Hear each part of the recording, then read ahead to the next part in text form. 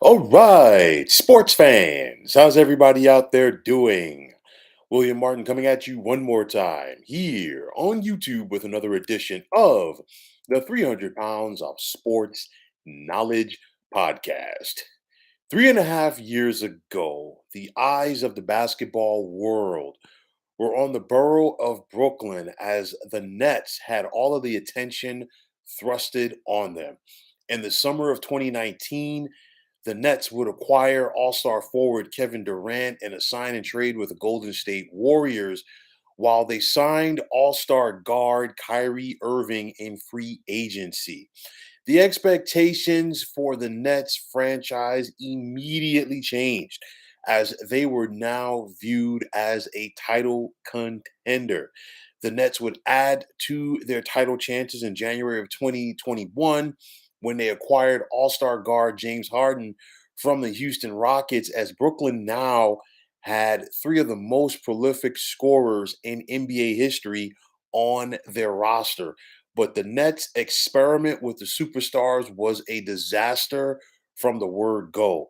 Remember, KD sat out the entire 2019-2020 season as he was recovering from the Achilles tear that occurred during the 2019 finals when he was still a member of the Warriors. And during that season, when KD was rehabbing, Irving only appeared in 20 games for the Nets as he didn't have his tag team partner with him. And in that season, we could see the writing on the wall that there were going to be problems for the Nets as head coach Kenny Atkinson resigned from the team during, in spite of the fact that he only had brief encounters with both Irving and Durant. Now, the following season would see the Nets hire Hall of Fame guard Steve Nash to be their new head coach, in spite of the fact that Nash did not have any previous experience as a head coach or an assistant coach. And Nash, just like Atkinson, was doomed from the word go. As not too long after he was hired, Kyrie gave his infamous "We don't need a head coach" line.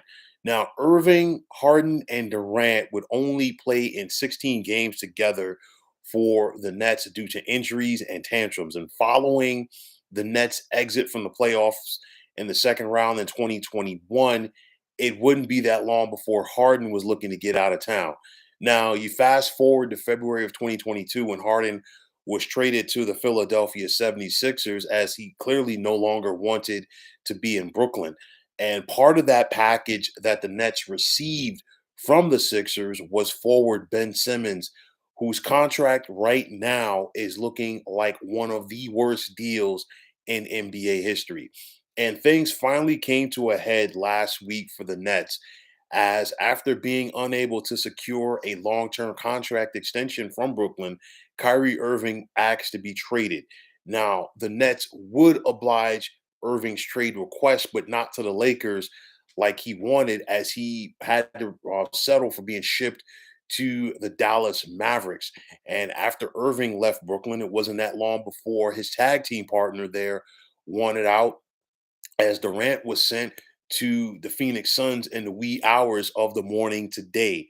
Now, Irving and Durant, along with Harden, and if you want to add Simmons to this mix, any way that you slice it, can be considered as the worst failed experiment of putting superstars together in the NBA.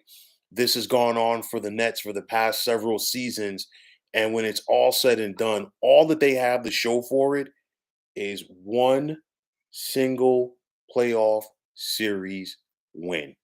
That's it. So you're looking at it right now. Harden's gone, KD's gone, Kyrie's gone. The Nets are stuck with Simmons. Nobody's going to touch him because he has the trade value of a dented Metro card in New York City right now. Nobody wants that deal. And for me, when I think about the Brooklyn Nets franchise, they tried this 10 years ago.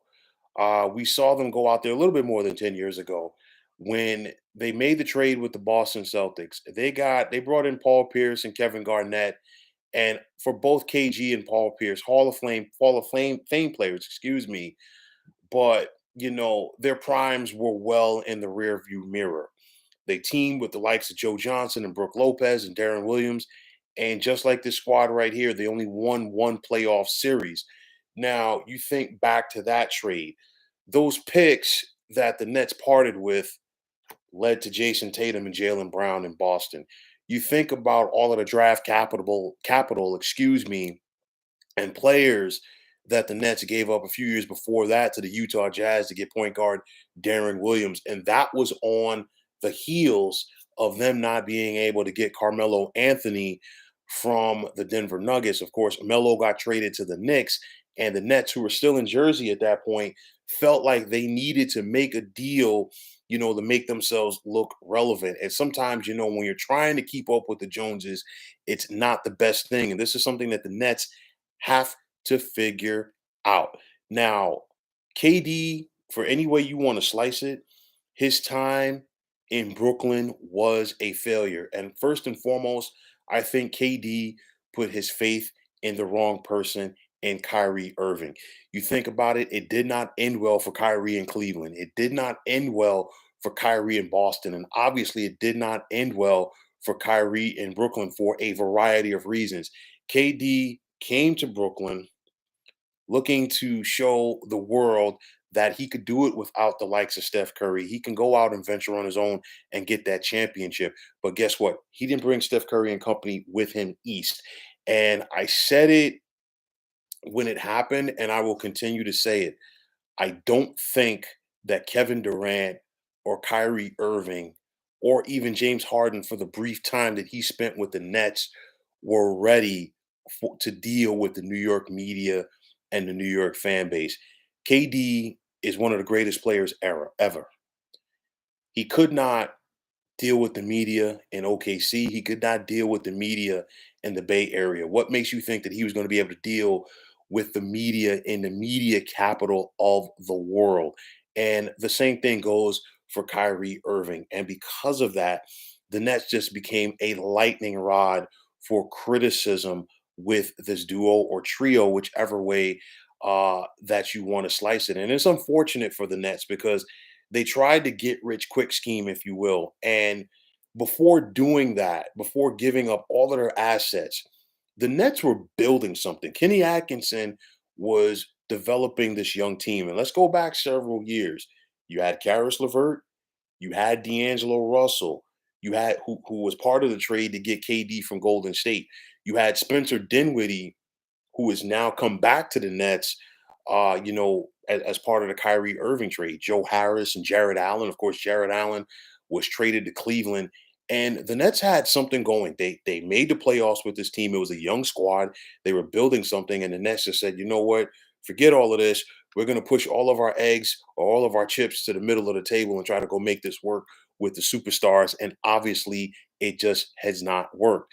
The Nets now, maybe, just maybe, can sit back and say, this way of doing things does not work for us. We tried it several times, and I really think that yes, the Nets are in the biggest media market in the NBA. I get it. But maybe they just have to sit back and say, you know what? We can't build like this. We have to build slowly and progressively and just take it from there. It's one of those you think several years ago where people were laughing at the New York Knicks for missing out on Kevin Durant, for missing out on Kyrie Irving. And then, of course, seeing both Kawhi and Paul George team up with the Los Angeles Clippers. And that was a scenario, if you remember, the Knicks had a spot where they could offer two max contracts. And all of those star players, that were available just, shunned them. And for me, sometimes the best moves are the moves that you don't make. And the Knicks are not a championship level team, don't get me wrong. But, for all of that, where the Nets wanted to win the back pages of the New York sports papers, they won those back pages, but they won those back pages for the wrong reasons because of the ineptitude of their star players to get it done. Now, for me, I think one of the biggest things is egos and the lack of sacrifice between the likes of KD, between Kyrie, between James Harden, for guys to not just sacrifice their games, but leave their egos at the door. And for me, I don't think that I know James Harden spent less time with the Nets than Kevin Durant and Kyrie Irving did. I don't think any one of those three players was ever fully committed to the Brooklyn Nets. And I think that is a big reason why this thing did not work out. This is a big reason why all of these future Hall of Famers that I'm talking about are now playing for other teams. You look at it, and of course, the questions are going to be, how will things work out for Kevin Durant with the Suns? I'll tell you like this: KD is still in the spotlight because you're talking about one of the best players out there. But, going to the Phoenix Suns with Devin Booker, with Chris Paul, with DeAndre Ayton, and I know the Suns gave up, their bench. They didn't give up a star player, but they gave up a lot of their depth to make this deal work. It's win a championship or bust, just like it was in Brooklyn for Kevin Durant because of what he left in Golden State. So that's it. And the thing was, for KD, he left Golden State looking for some respect, didn't get it with the Brooklyn Nets. And honestly, I think his rep took a hit due to the fact that he came to Brooklyn looking to win a championship, and the Nets were never even close to doing it. You look at Kyrie Irving, and of course, how are things going to work out for him with Luka Doncic in Dallas? It's going to be one of those for me. I think Kyrie is going to ball out because he wants a contract, but I'm still interested to see how two ball dominant players such as Kyrie and Luca are going to be able to coexist when Doncic comes back from injury. For the Nets, there's a lot of questions right here. Number one, how can three-star players, superstar players, all ask to be traded in about 12 months, and all of them are traded? What does that say about that organization? These are things that have to be asked. If you're the Nets, you have to go back to the drawing board. I think the Nets, number one, need to focus on stockpiling picks, which they have gotten from trading both Kyrie and Kevin Durant. And then, of course, second round picks today when they traded Jay Crowder, who was a part of the Kevin Durant trade to the Milwaukee Bucks. So now they have more second round picks. I think the Nets need to focus on that. They have some young, hungry players. And I think in the recent games, we've seen Cam Thomas really step up for the Nets. You're going to get Mikal Bridges in there. You're going to get Finney Smith in there. You have some young guys. You have some young pieces. Let those youngsters go out there and focus and develop, because you could see the hunger, especially for a guy like Cam Thomas. He's hungry. And the hungry dog in the fight is always somebody to be wary of. And it was just like it was several years ago with the Nets when they were a young team full of young studs looking to go out there and prove themselves. That gave them an opportunity to compete in the Eastern Conference. And I think that is something for Brooklyn they got to go back to. I think this brain trust of team owner Joe Shai, general manager, and Jock Vaughn, they have to sit down and figure out what is the plan of attack for this team. Because for me, I feel like the Nets went out there, they got KD, they got Kyrie, they bring in James Harden, but there was never a plan.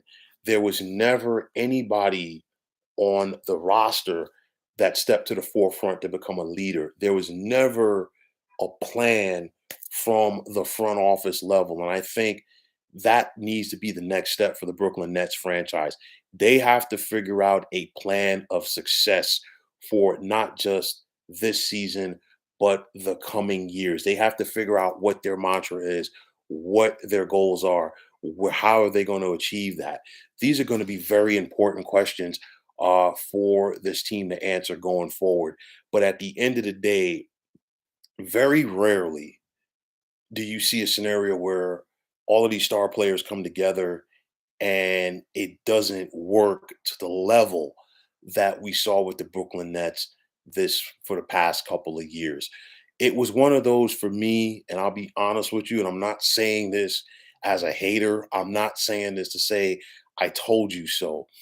But from the word go, I was skeptical about KD and Kyrie having that championship success in Brooklyn, even when James Harden was added to that mix. Because you look at it, three ball dominant players, three alphas, who was going to sacrifice their game to make it work? Nobody did that. Of course, the injuries played a factor in it, the depth, you name it. But from the word go, this thing did not work for the Brooklyn Nets. Kyrie and KD, especially KD, will never be able to recover from this as far as their reps. And for me, it's one of those where you can't get away from it. This was a failed experiment. I'm not going to sit up here and keep talking about this, trying to sound like a broken record from that standpoint. But this was a failed experiment. So the Nets are getting picks. Kevin Durant has an opportunity to try to get another championship, this time with Chris Paul, DeAndre Ayton, and Devin Booker in Phoenix.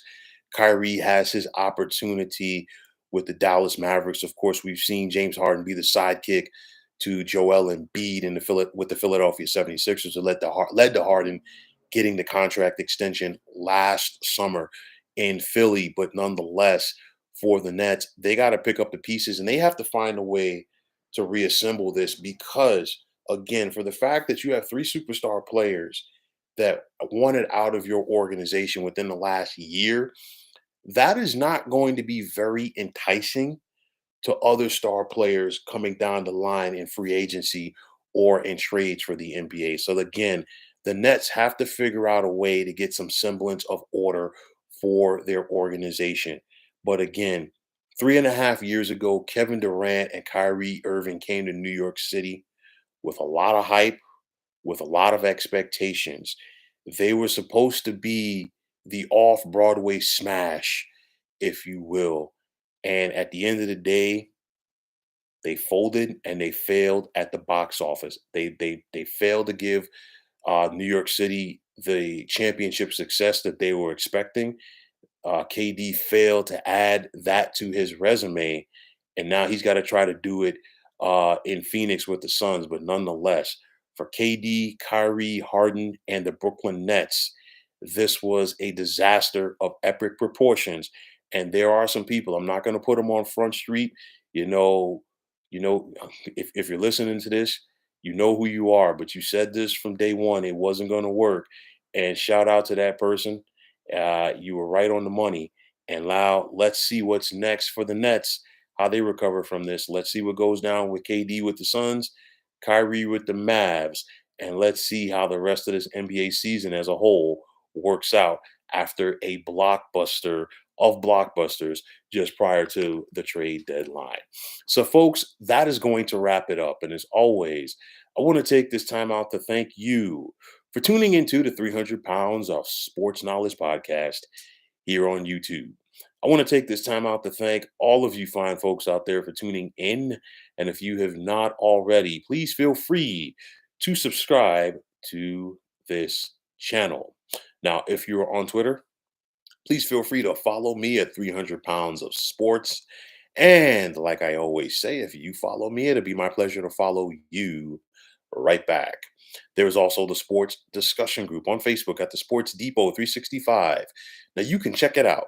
Drop a line and be a part of one of the better sports debating sites going on social media. So, once again, fine folks, my name is William Martin. I am signing off, saying take care and have yourselves a wonderful day.